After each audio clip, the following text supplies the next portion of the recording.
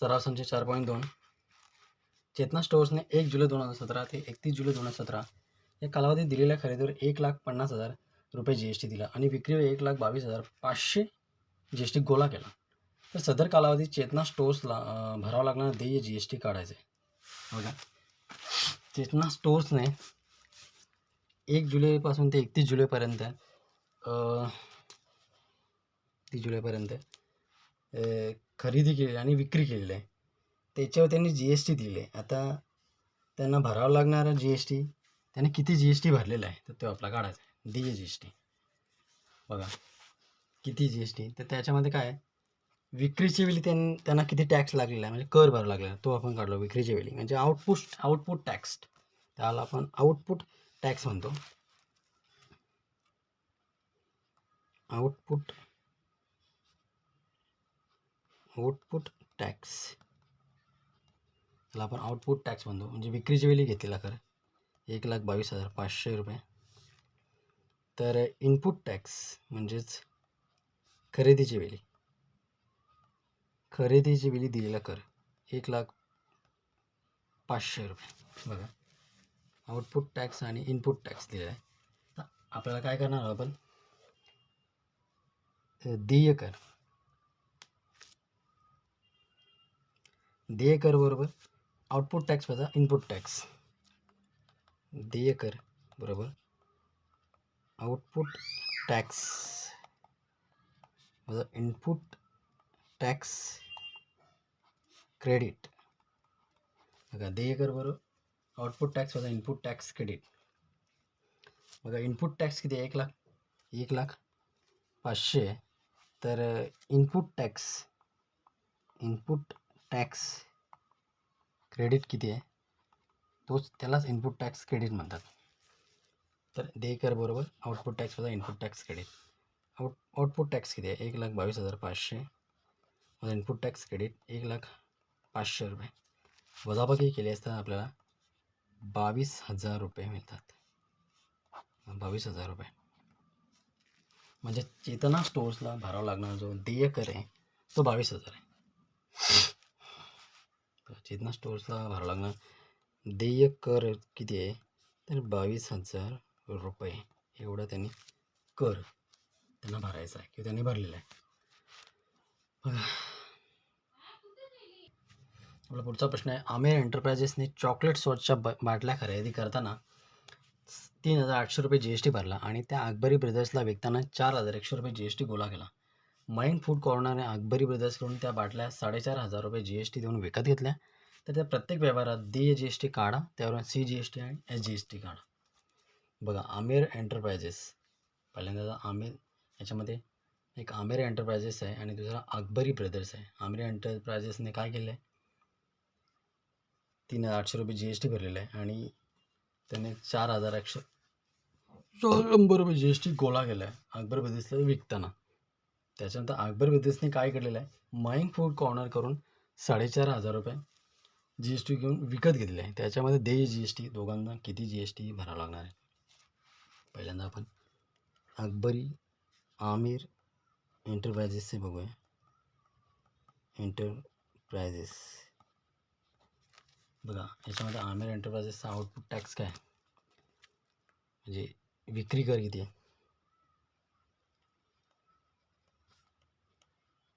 Output tax किती आहे त्यांचा, तर 4,100 रुपये. 4,100 रुपये. इनपुट टॅक्स किती आहे, इनपुट टॅक्स आहे 3,800 रुपये. तर इनपुट टॅक्स क्रेडिट म्हणजेच ITC किती आहे, तर 3,800 रुपये. ITC तर आपल्याला काढायचं आहे देय GST. आउटपुट टॅक्स वजा इनपुट टॅक्स. तर आउटपुट टॅक्स किती, 4,100 रुपये वजा इनपुट टॅक्स क्रेडिट म्हणजेच ITC किती आहे, ते 3,800 रुपये बरोबर किती होतील, तर 300 रुपयाचा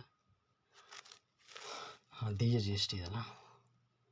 याच्यावरून आपल्याला आमेर एंटरप्राइजेसचा CGST आणि SGST काढा. आता CGST बरोबर एस जी एस टी आपल्याला माहिती आहे राज्याला मिळणारा कर आहे आणि केंद्राला मिळणारा कर हा समान असतो आणि तो पूर्ण G S T total G S टीच्या अर्धा असतो. म्हणजेच टोटल जी एस टी 300 आहे तर भागिले 2 म्हणजेच 150 रुपये. 150 रुपये हा एस जी एस टी आणि सी जी एस टी तो आपण आमिर एंटरप्राइजेससाठी काढलेला आहे. दे जी एस टी 300 रुपये आणि सी जी एस टी आणि एस जी एस टी काढलेला आहे. आता पुढे आपण अकबरी ब्रदर्सचा बघणार आहोत. अकबरी ब्रदर्ससाठी कसं आहे आउटपुट टॅक्स किती बघूया.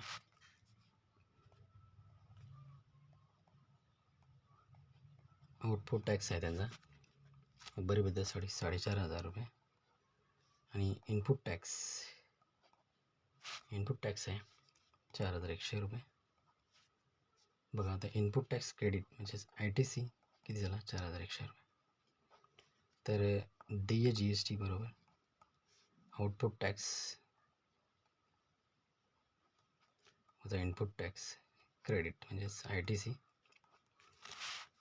बघा किती 4,500 वजा 4,100 रुपये बरोबर 400 रुपये.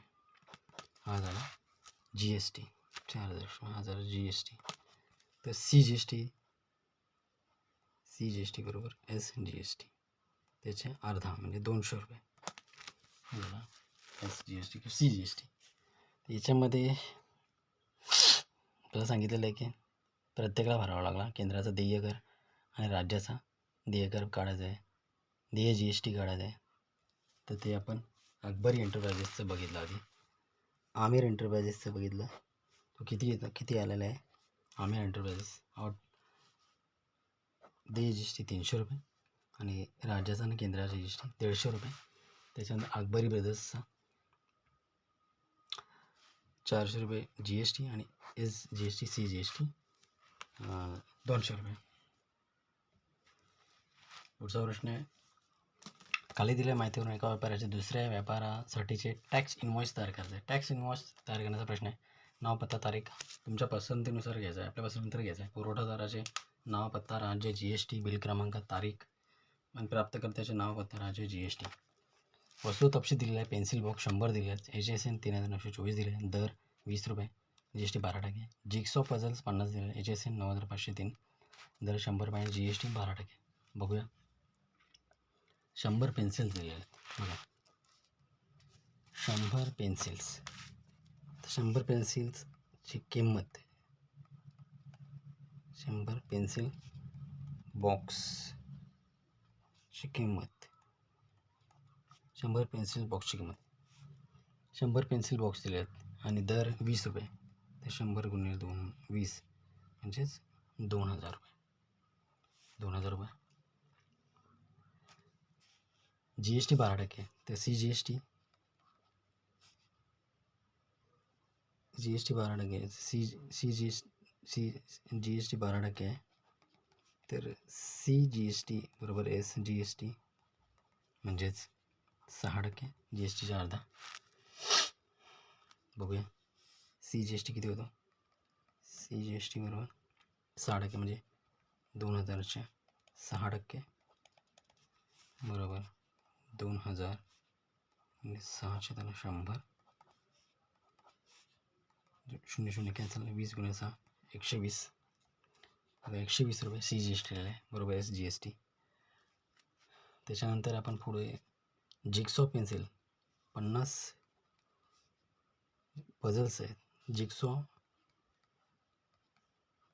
जिक्सॉ पझल्स आहेत तर त्यांची किंमत काढणार आहोत 100 आणि त्यांचा रेट आहे 50 रुपये म्हणजे झाले 5,000 रुपये. जी एस टी दिलेली आहे 12%. सी जी एस टी 12% दिलेलं आहे. तर सी जी एस टी बरोबर एस जी एस टी बरोबर 6%. तर सी जी एस टी बरोबर 5,000च्या 6% म्हणजेच 5,000 गुणिले 6च्या त्याला 100 बरोबर 300 रुपये. CGST बरोबर SGST 300 रुपये.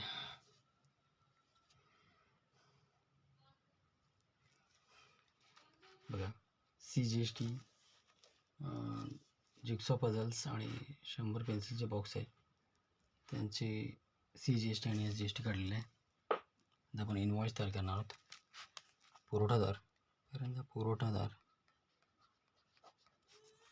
पुरवठादाराचं नाव लिहू आहे. PQR आपण काही घेऊ शकतो. PQR wholesaler,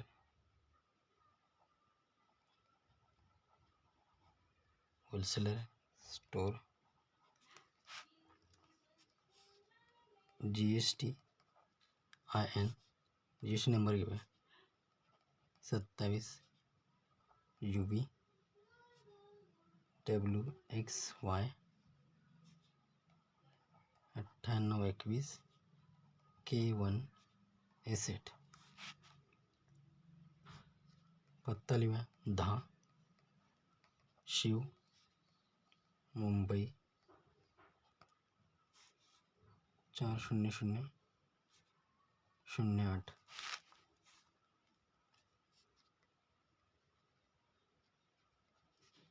Maharashtra. त्याच्यानंतर प्राप्तकर्त्याचा लिहूया. प्राप्तकर्ता ABC स्टोर. GST लिहूया 27 PQQ 5400 K1 S54.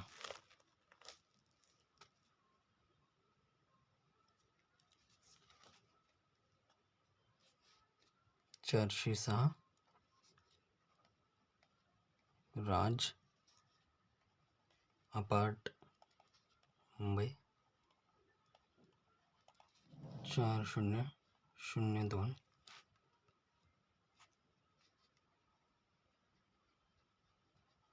Maharashtra.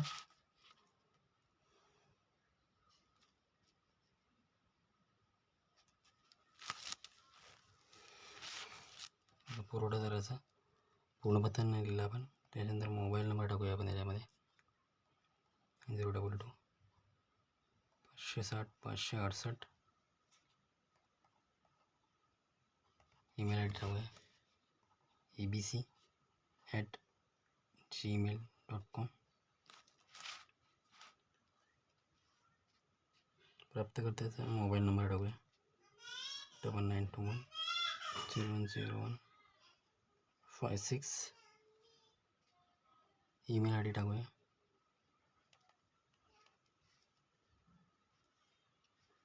pqr@gmail.com.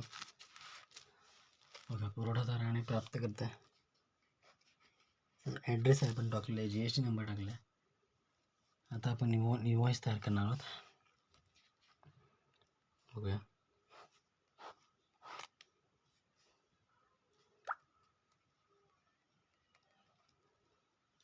Invoice number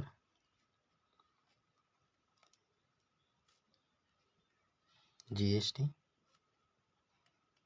/108. साईडला इनवॉइस नंबर दिलेला आपण.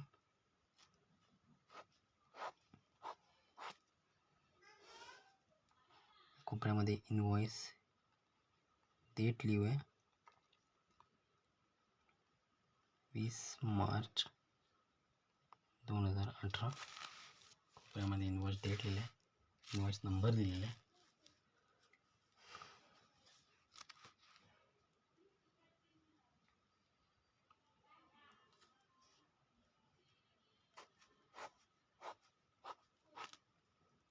बघूया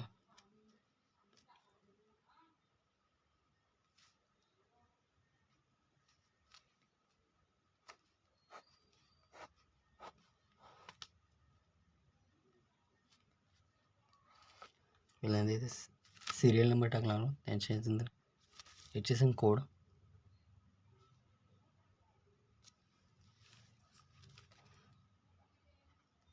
सिरियल नंबर टाकूया 1 2, त्याच्यानंतर HSN कोड टाकूया, HSN कोड आपल्याला दिले 3000, कोड दिले 3024 आणि त्यानंतर 9503.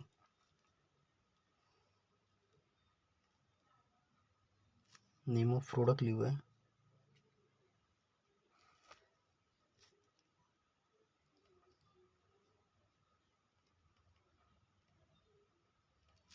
नेम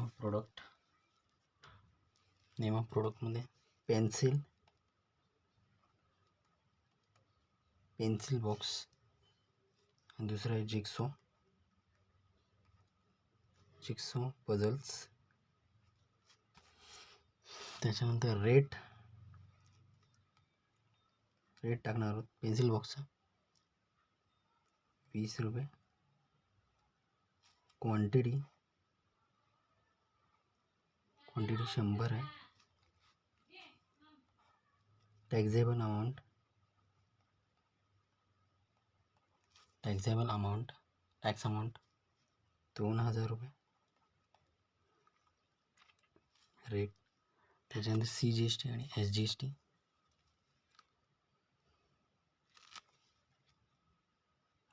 आणि SGST यांच्यासाठी वेगळा कॉलम बनवूया.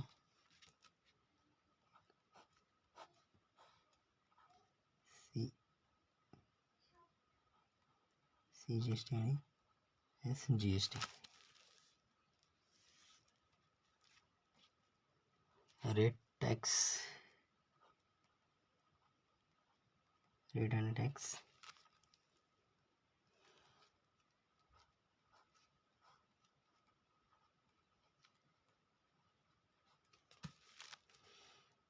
CGSTचा रेट 6%, टॅक्स 120 रुपये, SGST पण तेवढंच, रेट 6%, 120 रुपये. टोटल GST टोटल 2240 रुपये. टोटल 2240 रुपये इन्व्हॉइस. टोटल 2240चा इन्व्हॉइस झालेला आहे बघा. तर आपण जिक्सो पझल्स घेऊया. त्याचा rate, quantity, taxable amount, rate, CGST SGST बघा.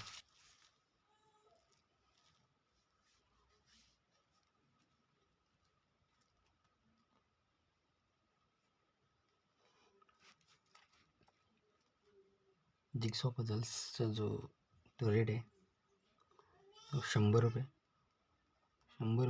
पर नग. टॅक्सेबल अमाऊंट, क्वांटिटी 50 आहे. टॅक्सेबल अमाऊंट 5000 रुपये. 6% CGSTचा रेट आहे.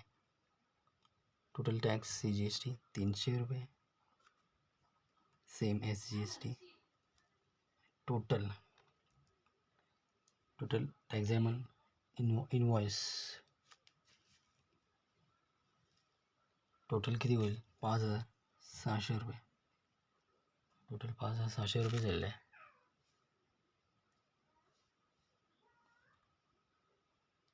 संपूर्ण टोटल केली तर 5600 रुपये. 5000चा टॅक्स आहे आणि 600 रुपयाचा GST आहे, म्हणजे 5600 रुपये टोटल. तर एकूण टॅक्स किती होतो? टोटल टॅक्स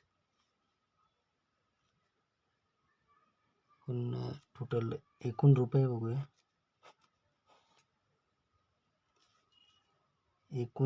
आता टॅक्स इथे 420 रुपये.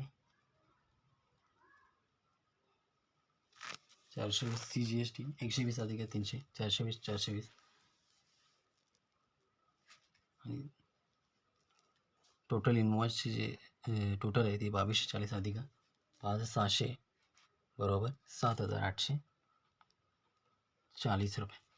मग अशा पद्धतीने आपण इन्व्हॉइस तयार केलेला आहे. बघा, काही कठीण नाही.